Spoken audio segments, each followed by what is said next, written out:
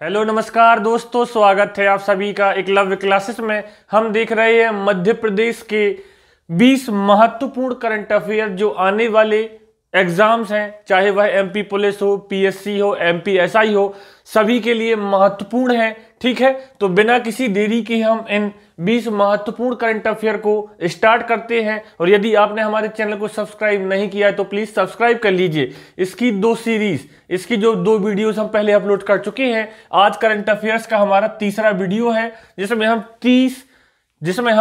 20 ताबड़तोड़ current affairs लेकर आते हैं मध्य प्रदेश के। तो आज का पहला करंट अफेयर है, केंद्र सरकार ने, ठीक है, याद रखना है, एक कचरा मुक्त शहरों की 5 स्टार रेटिंग जारी की गई थी। ठीक है, तो केंद्र सरकार ने देश में कचरा मुक्त शहरों की स्टार रेटिंग जारी की।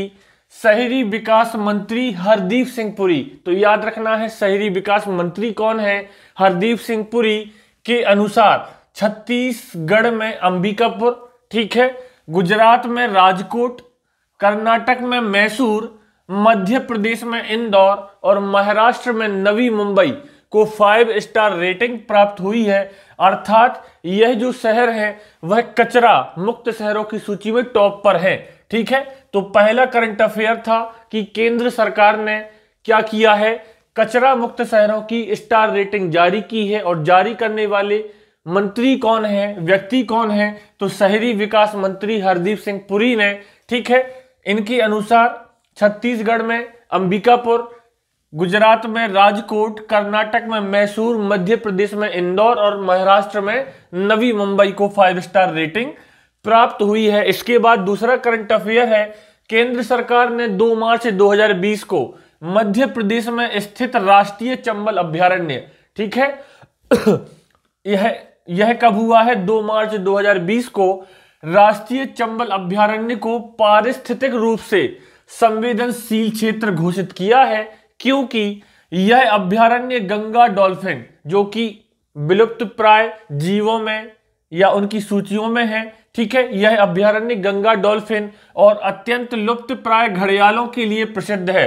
राष्ट्रीय चंबल अभ्यारण्य की स्थापना, ठीक है, कब की गई थी, 1979 में की गई थी। तो इतना आपको याद रखना है कि केंद्र सरकार ने राष्ट्रीय चंबल अभ्यारण्य को संवेदनशील क्षेत्र घोषित कर दिया है। और वह कब किया है, तो 2 मार्च 2020 को। ठीक है, केंद्र सरकार ने 2 मार्च 2020 को मध्य प्रदेश में स्थित राष्ट्रीय चंबल अभ्यारण्य को पारिस्थितिक रूप से संवेदनशील क्षेत्र घोषित कर दिया है। और राष्ट्रीय चंबल अभ्यारण्य की स्थापना कब हुई थी, तो 1979 में की गई थी। इसके बाद तीसरा है, भारत के पूर्व राष्ट्रपति डॉक्टर एपीजे अब्दुल कलाम की जयंती के अवसर पर 15 अक्टूबर से 21 अक्टूबर तक राष्ट्रीय आविष्कार सप्ताह है। ठीक है, क्या मनाया गया, तो राष्ट्रीय आविष्कार सप्ताह का आयोजन किया गया।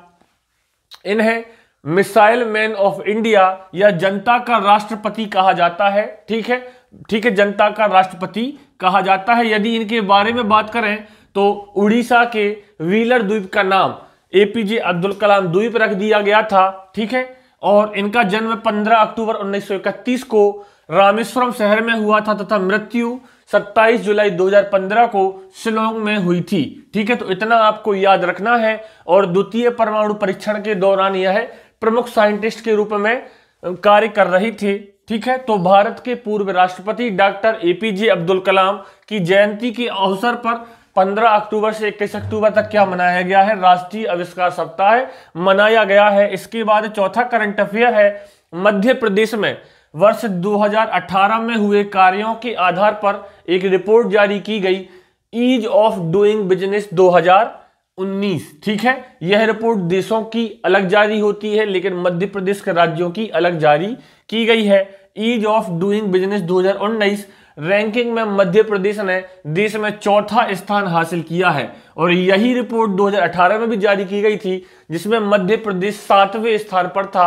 अर्थात इस बार मध्य प्रदेश ने 3 स्थानों की छलांग लगाई है। ठीक है, तो ease of doing business 2019 ranking में मध्य प्रदेश ने देश में चौथा स्थान हासिल किया है।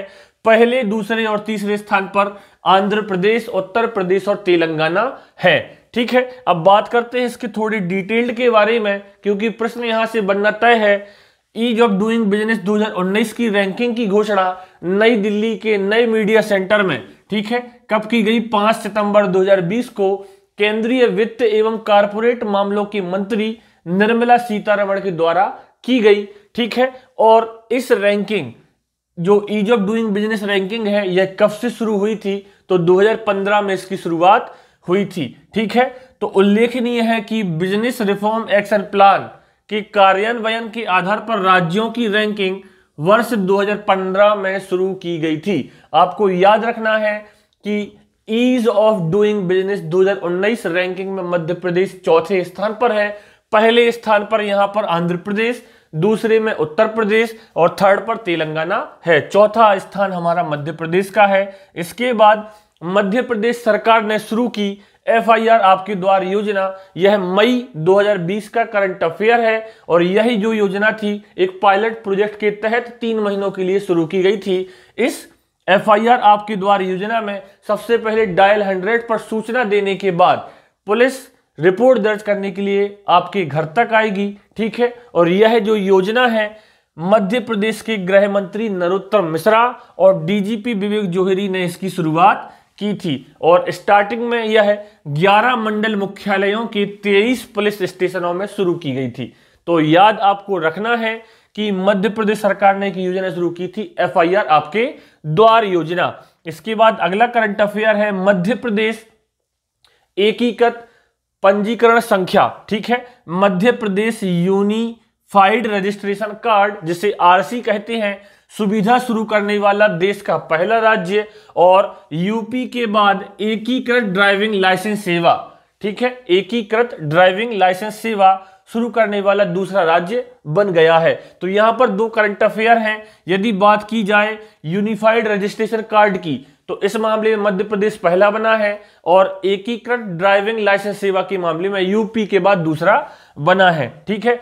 यह एक विशेष प्रकार का कार्ड होगा जिसमें अधिक जानकारियां विस्तृत रहेंगी, चाहे वह जो जिसका कार्ड होगा उसकी जानकारी, जन्म दिनांक, ठीक है, और जारीकर्ता प्राधिकारी की भी जानकारी इसमें रहेगी। और यह कार्ड पूरे देश में एक जैसा तथा एक रंग का होगा, ठीक है। इसके बाद अगला करंट अफेयर है 28 अप्रैल 2020 को मध्य प्रदेश राज्य द्वारा नागरिकों की प्रतिरक्षा प्रणाली को बढ़ाने हेतु एक अनूठी स्कीम जीवन अमृत योजना स्टार्ट की गई। इसमें आयुष विभाग के द्वारा तैयार किया गया एक विशेष त्रिकुट चूर्ण, जिसका जो वजन था 50 ग्राम था, ठीक है, मुफ्त में बांटा गया। और यह इम्यूनिटी जो सिस्टम होता है उसको स्ट्रॉन्ग करने के लिए बांटा जा रहा था, ठीक है। तो यह योजना 28 अप्रैल 2020 को मध्य प्रदेश राज्य द्वारा नागरिकों की प्रतिरक्षा प्रणाली, इम्यूनिटी सिस्टम को स्ट्रॉन्ग करने के लिए,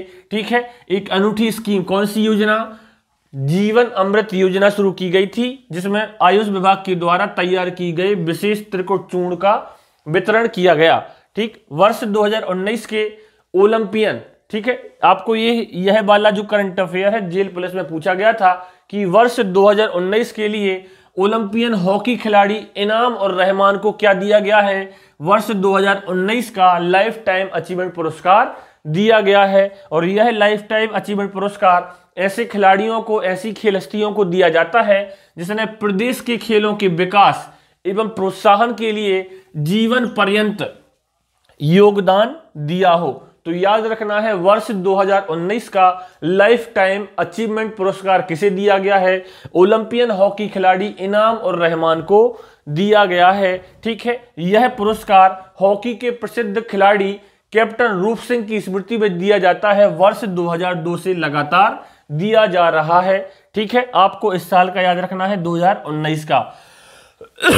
देश का पहला मंदिर बना है हमारा मध्य प्रदेश का महाकाल मंदिर, जो कि उज्जैन में है, ठीक है, जिसे भारतीय खाद्य सुरक्षा एवं मानक प्राधिकरण ने सेफ भोग पैलेस घोषित किया है।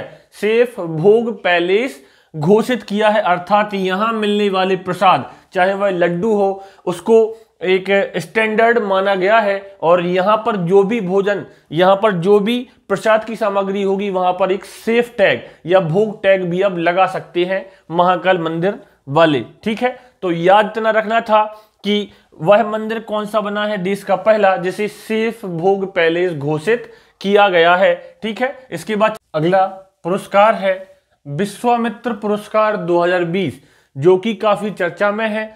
चाहे वह खेल से संबंधित लाइफ टाइम अचीवमेंट अवार्ड हो, चाहे एकलव्य पुरस्कार हो, या फिर विश्वामित्र पुरस्कार हो, या फिर द्रोणाचार्य पुरस्कार हो, इस वर्ष जो भी एग्जाम्स हुए हैं उनमें खेल से संबंधित करंट अफेयर काफी ज्यादा मात्रा में पूछे गए हैं, और इसलिए आज का जो यह सेशन है हमने खेल पर ही आधारित रखा है।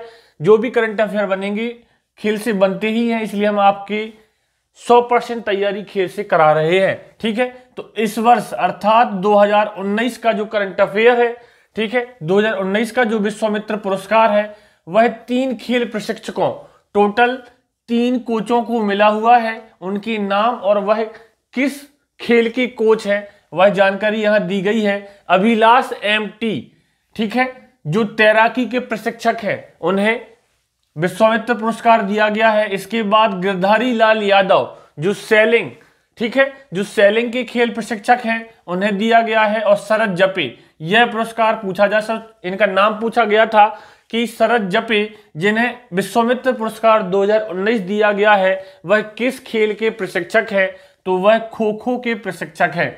तो आपको नाम याद रखने हैं और किस खेल से संबंधित है वो नाम याद रखना है। अभिलाष एमटी तैराकी, गिरधारी लाल यादव सेलिंग और शरद जपे खो खो। इसके बाद मध्य प्रदेश की प्रमुख खेल अकादमियां, ठीक है, कौन सी खेल अकादमी कहां पर स्थित है, उसका मुख्यालय कहां है, यह विशेष जानकारी भी याद रखनी होगी।